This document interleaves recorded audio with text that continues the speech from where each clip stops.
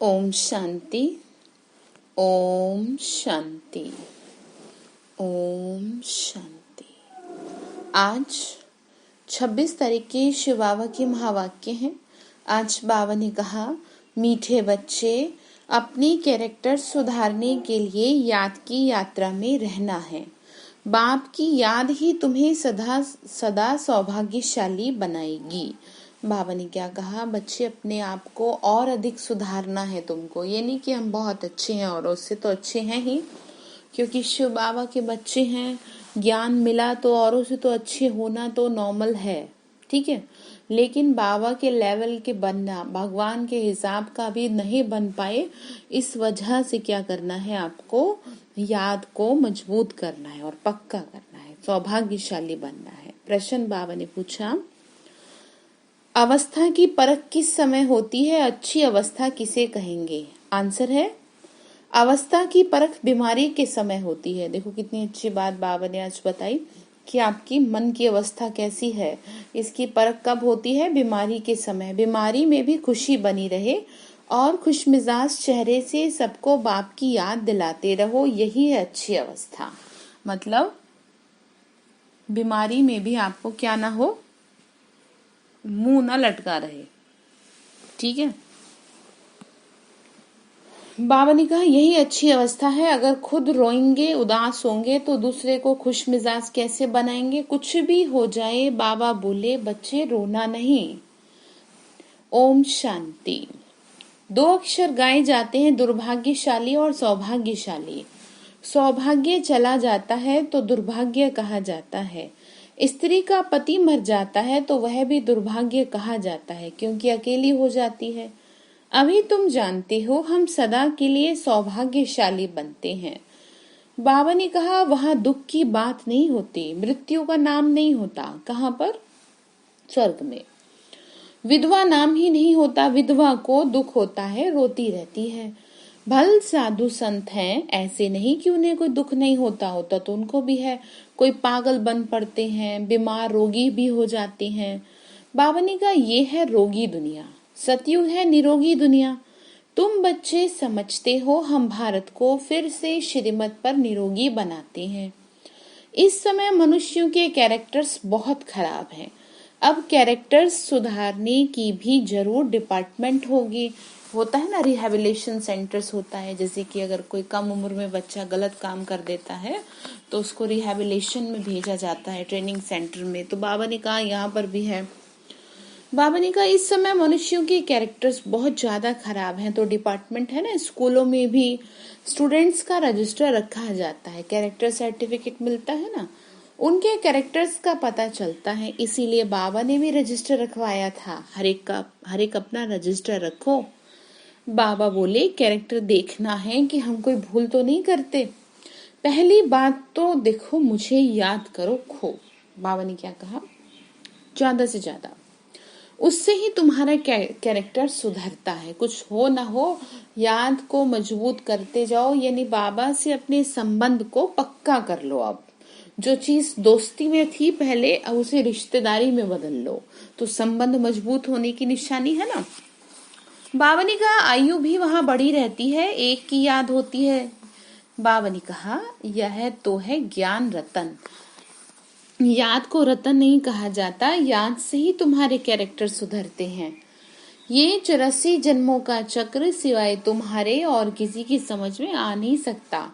इस पर ही समझाना है। विष्णु और ब्रह्मा, शंकर के तो कैरेक्टर नहीं कहेंगे। तुम बच्चे जानते हो ब्रह्मा और विष्णु का आपस में क्या कनेक्शन है। विष्णु के 2 रूप हैं, लक्ष्मी नारायण का कंबाइंड रूप है विष्णु। दुनिया लक्ष्मी नारायण को अलग पूजती है और विष्णु को अलग पूजती है, तो यही बताया ना बाबा ने। देखो, अर्थ समझना है। बाबा ने कहा, बच्चे देखो, प्रजापिता ब्रह्मा तो जरूर यहाँ ही चाहिए ना, साधारण तन चाहिए, ब्रह्मा तो जरूर यहाँ ही चाहिए।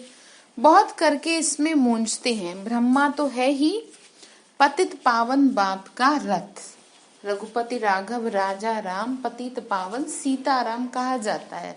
तो बाबा ने कहा, वो ब्रह्मा है ना, कहते हैं ना, दूर देश का रहने वाला, आया देश पर आए।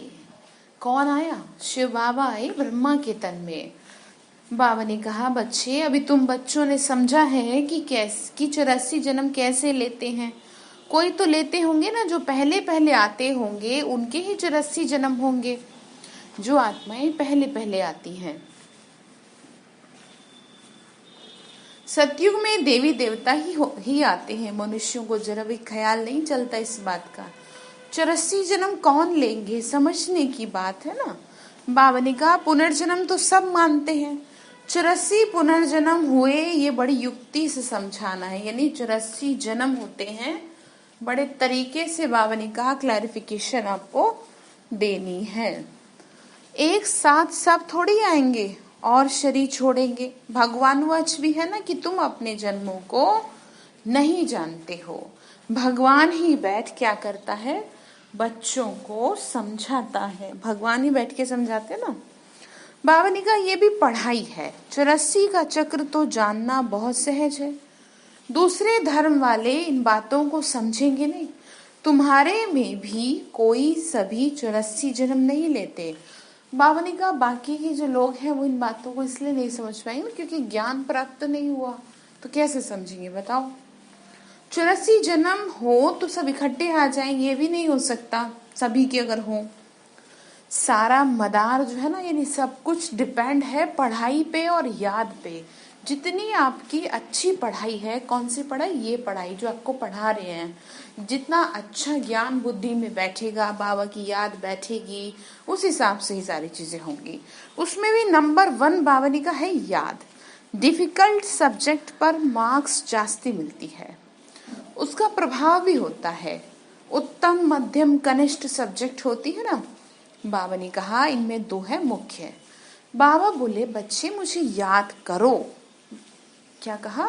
मुझे याद करो तो संपूर्ण निर्विकारी बन जाएंगे और फिर विजय माला में तुम पिरोए जाएंगे। मुझे याद करेंगे तभी तो ना। विष्णु के गले की वैजंती माला जो दिखाई है वही तो समझा रहे ना बाबा। मुझे याद करेंगे तभी तो जीतेंगे, तभी विजय माला में पिरोए जाएंगे। बाबा ने कहा, बच्चे देखो, ये है रेस। रेस नहीं करनी, नकल नहीं करते, रेस करनी है, दौड़ लगानी है। पहले तो खुद को देखना है। बाबा ने कहा कि मैं कहाँ तक धारणा करता हूँ, कितना मैं याद करता हूँ, मेरे कैरेक्टर कैसे हैं। बाबा ने कहा, देखो तो सही, जरा खुद को देखो कि क्या रहता है सुबह से लेके शाम तक। इसी उधेड़ बुन में मत रह जाना जो दुनिया जी रही है, ठीक है। बाबा ने कहा, बच्चे देखो खुद को, कितना याद करता हूँ। अगर मेरे में ही रोने की आदत है तो दूसरे को खुश मिजाज कैसे बना सकता हूँ। बाबा कहते हैं, जो रोते हैं ना, जो रोते हैं सो खोते हैं, ठीक है। इसलिए रोता वो है जिसका कोई नहीं होता। तो आपका तो सारी दुनिया का मालिक आपका है, आपको क्या रोना, कुछ भी हो जाए बाबा बोले, लेकिन रोने की जरूरत नहीं है, दरकार नहीं है रोने की। बाबा ने कहा, बीमारी में भी खुशी से इतना तो कह सकते हो कि अपने को आत्मा समझ बाप को याद करो। बाबा ने कहा, भले ही बेड पे पड़े हो, अपना चेहरा तो थोड़ा ठीक से रखो कि दूसरे वाला पूछने के लिए मजबूर हो जाए कि भाई कैसे, आप तो बड़े खुश लग रहे हैं, लग ही नहीं रहे बीमार हैं। बीमारी में भी अवस्था की परख होती है, परीक्षा होती है। ये भी तकलीफ में थोड़ा कुड़कने की आवाज भल निकलती है, दुख तकलीफ होती है, वो बात ज्यादा जब हो जाए तो अलग है। परंतु अपने को आत्मा समझ बाप को तुम याद करते रहना। बाप ने पैगाम दिया है ना, पैगंबर मैसेंजर एक शिव बाबा ही तो है, दूसरा तो कोई है नहीं। बाबा बोले, बाकी जो भी सुनाते हैं सारी भक्ति मार्ग की बातें हैं। इस दुनिया की जो भी चीजें हैं सब विनाशी हैं। अभी तुमको वहां ले जाते हैं जहां टूट फूट है ही नहीं। बाबा ने कहा, वहां तो चीजें ही ऐसी अच्छी बनेंगी जो टूटने का नाम ही नहीं होगा। यहाँ साइंस से कितनी अच्छी चीजें बनती हैं, वहां भी तो साइंस जरूर होगी, क्योंकि तुम्हारे लिए बहुत सुख चाहिए। बाबा बोले, बाबा कहते हैं, तुम बच्चों को कुछ भी पता नहीं था भक्ति मार्ग कब शुरू हुआ, कितना तुमने दुख देखा, ये सब बातें अभी तुम्हारी बुद्धि में है। बाबा बोले, बच्चे देखो, कुछ तो पता नहीं था पहले। देवताओं को कहा जाता है सर्वगुण संपन्न, फिर वो कलाएं कैसे कम हुई, कलाएं कैसे कम हुई हैं, तो बताया ना बाबा ने, 2 कला कम हो जाती है। अभी तो कोई कला ही नहीं रही, फिर और कले को तो नो कला, कोई कला नहीं, आत्मा एकदम काली हो गई। तो बता रहे हैं कैसे हुई वो। बाबा ने कहा चंद्रमा की भी धीरे धीरे कला कम होती है ना। तुम जानते हो ये दुनिया भी पहले नहीं है, तो वहां हर चीज सतो प्रधान फर्स्ट क्लास होती है। फिर पुरानी होते होते कलाएं कम होती जाती हैं। सर्वगुण संपन्न ये लक्ष्मी नारायण है। अभी बाप तुमको सच्ची सच्ची सत्य नारायण की कथा सुना रहे हैं। सर्वगुण संपन्न, 16 कला संपूर्ण, संपूर्ण निर्विकारी, मर्यादा पुरुषोत्तम, अहिंसक, परमो धर्म, ये देवताओं की महिमा में गायन है। बाबा ने कहा बच्चे देखो, अभी है रात और दिन, अभी होना है। कौन सी रात? ये रात नहीं, चारों तरफ अंधकार अज्ञानता का छाया हुआ है। मनुष्य को बुद्धि नहीं है, भले पढ़ा लिखा मनुष्य बहुत है, बुद्धि का विकास बहुत किया, लेकिन आध्यात्मिकता जीवन में नहीं है, तो पढ़े लिखे अनपढ़ है। बाबा ने कहा संपूर्ण बनते हो तो तुम्हारे लिए फिर नई सृष्टि भी ऐसी चाहिए। 5 तत्व भी सतो प्रधान, 16 कला संपूर्ण बन जाते हैं। मतलब जो ये तत्व हैं ये भी आपके अकॉर्डिंग चलेंगे। इसीलिए शरीर भी तुम्हारे नेचुरल ब्यूटीफुल होते हैं, सतो प्रधान होते हैं। ये सारी दुनिया 16 कला संपूर्ण बन जाती है। 16 कला संपूर्ण बन जाती है ये दुनिया। बाबा ने कहा जब तुम बनते हो, लेकिन अंडरलाइन ये करना है। अभी तो देखो कोई कला है नहीं, जो भी बड़े ते बड़े लोग अथवा महात्मा आदि है ना, ये बाप की नॉलेज उनकी तकदीर में ही नहीं है। उन्हों को अपना ही घमंड है। बहुत कहते हैं गरीब की तकदीर है, गरीब की तकदीर में ही है। बाबा ने कहा कोई कहते हैं इतना ऊंचा बाप, उनको तो कोई बड़े राजा अथवा पवित्र ऋषि आदि के तन में आना चाहिए। पवित्र होते ही हैं सन्यासी, पवित्र कन्या के तन में आए। बाप बैठ समझाते हैं मैं किसके तन में आता हूं, जिसने 84 जन्म पूरे किए, यानी जो 84 जन्म लेते हैं, एक दिन भी कम नहीं। और वो कौन? ब्रह्मा। कृष्ण पैदा हुआ उस समय 16 कला संपूर्ण ठहरा, फिर सतो रजो तमो में आते हैं। हर चीज पहले क्या होती है? सतो प्रधान, फिर उसकी ग्रेड कम होती है। सतयुग में भी ऐसा होता है, बच्चा सतो प्रधान है, फिर बड़ा होगा तो कहेंगे अब हम ये शरीर छोड़ सतो प्रधान बच्चा बनता हूं। तुम बच्चों को इतना नशा नहीं है। बाबा ने कहा खुशी का पारा नहीं चढ़ता है। जो अच्छी मेहनत करते हैं उनको क्या होता है? खुशी का पारा चढ़ता है। जो मेहनत नहीं करेगा उसको कैसे चढ़ेगा? शक्ल भी खुशनुमा रहती है, आगे चल तुमको साक्षात्कार होते रहेंगे। जैसे घर के नजदीक आकर पहुंचते हैं तो फिर क्या होता है? तो फिर वो घर बार मकान आदि याद आता है ना कि भाई चलो जल्दी से हमारा घर आ गया। तो बाबा ने कहा अब तुम बिल्कुल पहुंचने को हो। ये भी ऐसे ही है, मेहनत करते करते तुम्हारी प्रारब्ध जब नजदीक होगी तो फिर तुमको साक्षात्कार होगा। बाबा ने कहा मेरी याद से तुम क्या है, एक दिन फाइनली पहुंचोगे इस अवस्था पे कि तुमको साक्षात्कार मतलब दिखाई देगी वो चीजें, खुशी में रहेंगे। जो नापास होते हैं तो शर्म के मारे डूब मरते हैं। तुमको भी बाबा बता देते हैं, फिर बहुत पछताना पड़ेगा। अपने भविष्य का साक्षात्कार करेंगे हम क्या बनेंगे। बाबा ने कहा भी मेरी बात नहीं मानेंगे तो बाबा दिखलाएंगे ये विक्रम आदि तुमने किए, पूरा तुम पढ़े नहीं, ट्रेटर बन गए। ट्रेटर मतलब बदनामी कराने वाले भगवान की, इसीलिए सजा मिलती है। सब साक्षात्कार होगा, बगैर साक्षात्कार सजा कैसे देंगे? कोर्ट में भी बताते हैं ना कि तुमने यही किया, उसकी सजा है। और सफाई रखने का मौका भी देते हैं कि भाई तुम अपनी सफाई में कुछ कहना चाहते हो। बाबा ने कहा जब तक कर्मातीत अवस्था हो जाए तब तक कुछ ना कुछ निशानी क्या होगी? रहेगी। तब तक कुछ ना कुछ निशानी रहेगी। आत्मा पवित्र हो जाती है, फिर तो शरीर छोड़ना पड़े। आत्मा पवित्र हो जाएगी तो शरीर छोड़ देंगे। अभी तुम वापस जाए फिर नई दुनिया में आने के लिए तैयारी करते हो। तुम्हारा पुरुषार्थ ही ये है कि हम जल्दी जल्दी जाएं और फिर जल्दी जल्दी आए सतयुग के लिए। जैसे बच्चों के खेल में दौड़ाते हैं ना निशान तक जाकर फिर लौट आना, तुमको भी जल्दी जल्दी जाना है, फिर पहले नंबर में नई दुनिया में आना है, तैयार होके जाना है। पर तो तुम्हारी रेस है ये, स्कूल में भी रेस कराते हैं ना, तुम्हारा है ये प्रवृत्ति मार्ग, तुम्हारा पहले पहले पवित्र गृहस्थ धर्म था और अभी है विशेष, फिर हो वाइसलेस बनेगा। इन बातों को तुम सिमरण करते रहो तो तुमको बहुत खुशी रहेगी। हम ही राज्य लेते थे फिर गंवा दिया।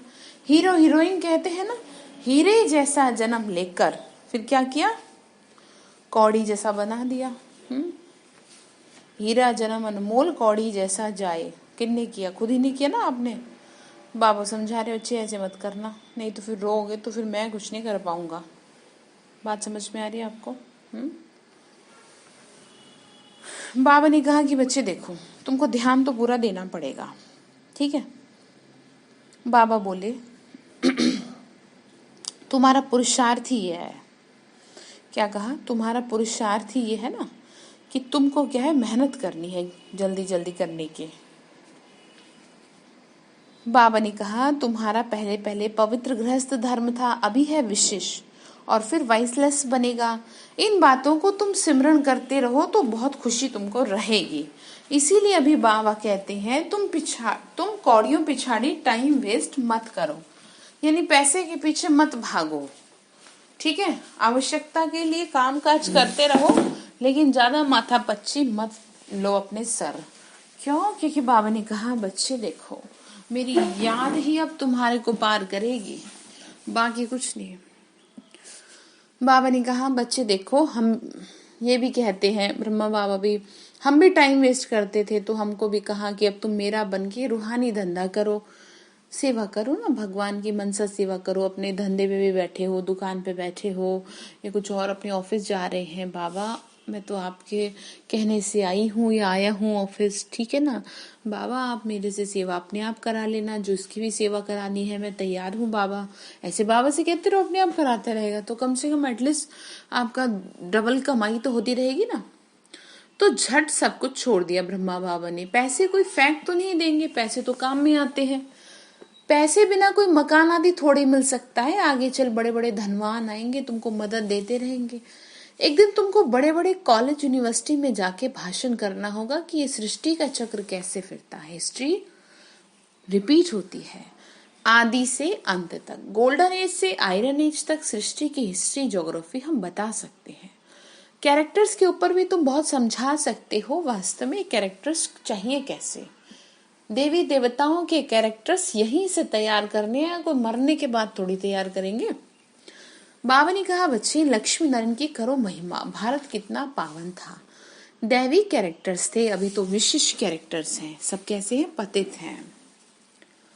जरूर चक्र रिपीट होगा। हम वर्ल्ड की हिस्ट्री ज्योग्राफी सुना सकते हैं, वहां जाना भी अच्छे को चाहिए। जैसे बाबा ने कहा, जैसे थियोसॉफिकल सोसाइटी है वहां तुम भाषण करो।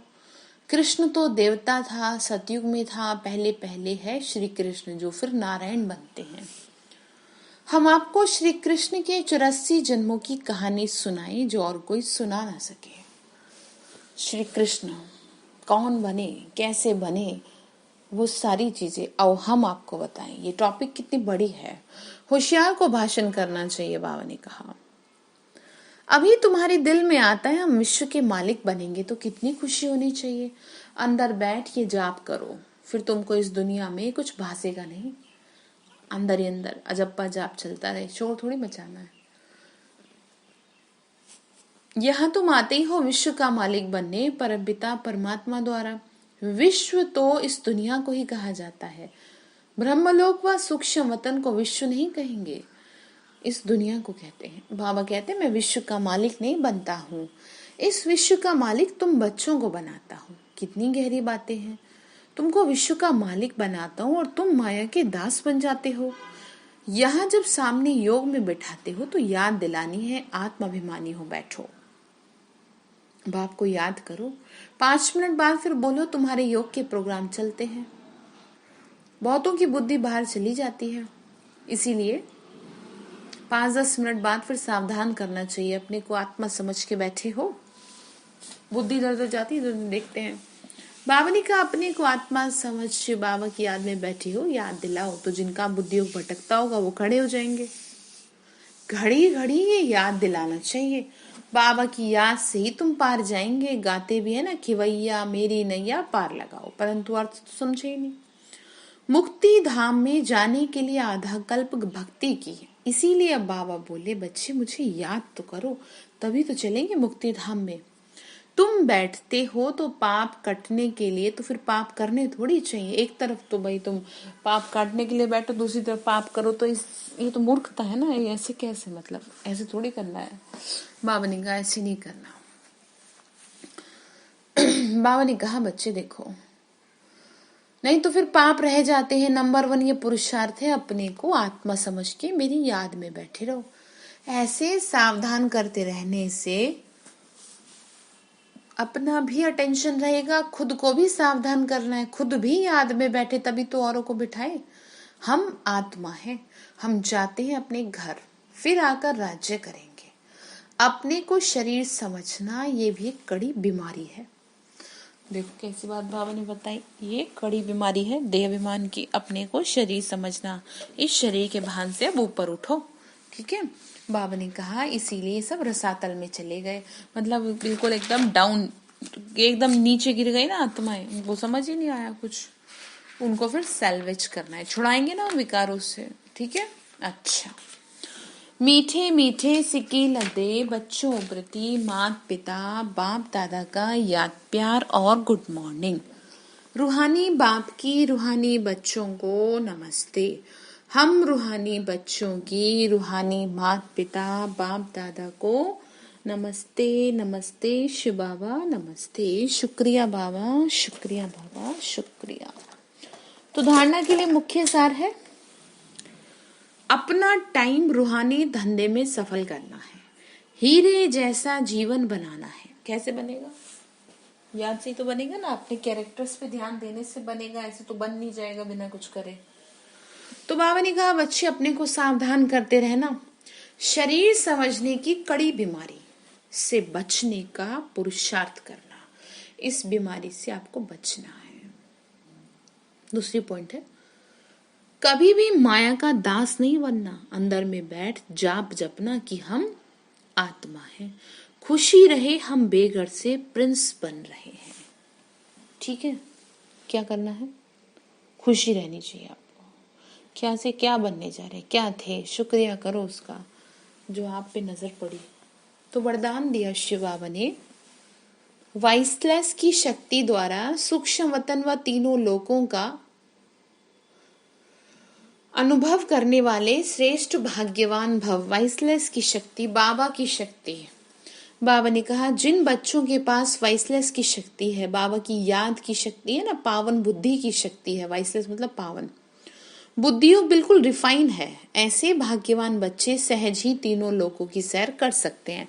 स्वच्छ बुद्धि है तो बुद्धि को ले जाने में कोई तकलीफ ही नहीं है परम धाम में, सूक्ष्म वतन में। सूक्ष्म वतन तक अपने संकल्प पहुंचाने के लिए सर्व संबंधों के सार वाली महीन याद चाहिए, यानी कि सर्व संबंधों के साथ बाबा से सारे संबंध जरा बारीकी से चेक करो अपने को, वो चाहिए।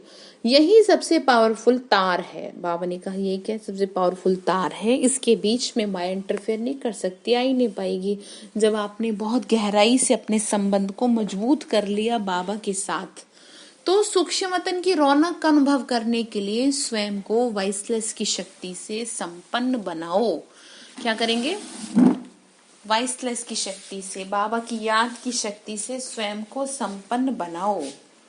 अच्छा, फिर स्लोगन बाबा ने दिया, किसी व्यक्ति वस्तु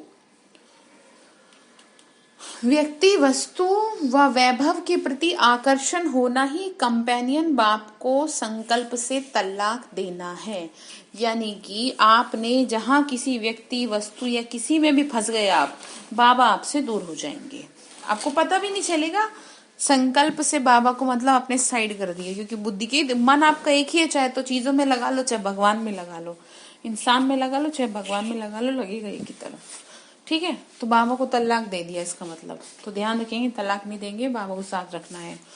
अच्छा, बाबा ने होमवर्क क्या दिया, कैरेक्टर की बात की है बाबा ने, तो ध्यान देंगे। जिस लेवल का, जैसे कि पेरेंट्स अपने बच्चों को अच्छे से अच्छा बनाने की कोशिश में रहते हैं ना, तो बाबा के लेवल का जैसा वो बनाना चाह रहा है, हमको उनकी आश को पूरा करना है, इसीलिए अपने पे ध्यान देना है। अच्छा, ओम शांति।